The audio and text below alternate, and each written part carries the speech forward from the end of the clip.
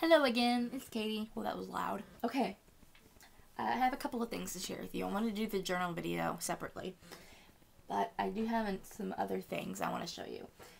First thing is I'm doing another swap on scrapbook.com, and it's a Secret Pal Valentine swap. And just as an extra for my pal, I made this little, never mind. I made this little box, and I altered a box. It actually had like outline of cartoon characters and stuff on the outside, and it came with a box of, or a little tiny 4-pack of crayons, so a kid can color it in. So I decided to, I don't even know where that came from, but I had it, and I covered it with paper here and on the sides, and that's one of the goodies I'm going to put in there. And then I used the rhinestone trim, and gosh, something's about to fall off my bed. Alright, and I guess we'll just focus on the top now. That's where the action is. I got this trim right here from Sock Crafters on Zibbit, and I just used I Am Roses here, and I kind of just distressed them with some brushed corduroy distress ink, just a little bit, and then I printed out my little trinket box, and then instead of cutting it, I ripped it out and distressed the edges, and I think, no, I don't, this isn't on pop dots, never mind, but I just leave the edges. It's really cool if you do that, leave the edges unglued down so they really curl up and stuff. So anyway, this is her trinket box, and let me put that aside. And I got in my order from Carlo001, and I decided to play with my mesh bling. And I have this in black, and then I have it in pink, obviously. I've shown that, I think I showed that in the haul video. But what I did first, the first thing I did is I covered my sleep mask. It was just plain black. It was just like that, and I covered it with bling. I think might add lace or something to it. I don't know. Nothing major, because I'm sleeping in it, so. The other thing that I altered, this took a while yesterday, and I haven't used it enough right now yet, so I don't know if these are totally just gonna fall off when the adhesive melts. But I did this to my my heat gun. Yep.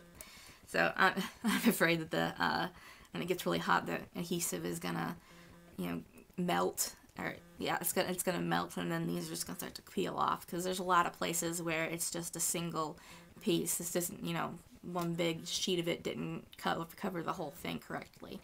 So you kind of had to do it in sections a little bit, and I made sure you can have the button, and then there's the vent from the back, and it was already a pink, but not a really fun shade of pink.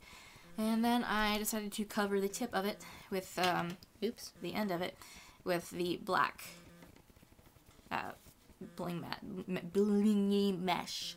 So this took quite a while, but it was really fun, and I'm trying to think of what to alter with it next. I don't know. So yeah, there's a lot of cool things you could do with this bling mesh as far as altering stuff goes.